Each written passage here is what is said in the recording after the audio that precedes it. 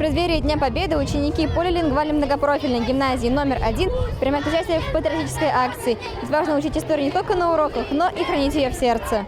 Перед обелиском параллели 3 и 4 классов ежегодно маршируют, поют военные песни и читают стихи. Это уже традиция. Таким образом мы чтим память тех, кто погиб в эти непростые 4 года войны с 1941 по 1945.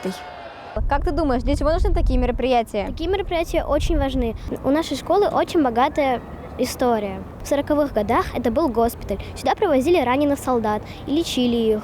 На гранитной плите выгравлены имена тех, кто когда-то учился и преподавал в нашей школе.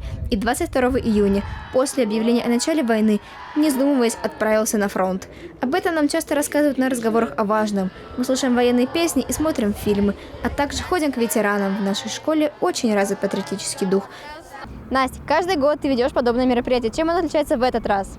Митинг, посвященный 78-й годовщине победы в Великой Отечественной войне, стала традицией в нашей гимназии.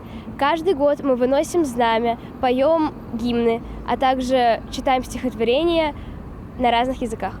И помня подвиг и всегда встречается слезами на глазах главнейший праздник – День Победы. 9 мая для нас не просто дата. Это великий праздник, день, когда Советский Союз одержал победу над фашистами, показав всему миру, что наш народ не победить.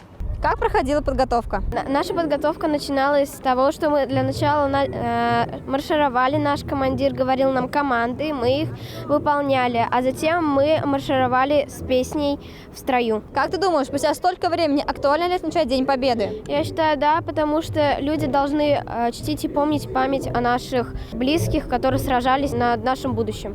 На месте! Шагом! Марш! Левой! Левой! Раз, два, три! Левой! Левой! Раз, два, три! Ради этих нескольких минут выступлений малыши репетируют, готовятся и, конечно же, переживают. Даже я помню, как сама волновалась на подобных мероприятиях. Хоть в этом году решили и не проводить массовые акции «Бессмертный полк», в нашей школе мы чтим и помним память нашим предкам. Аня Асадова, Дан Хамитов, специально для Горы новостей.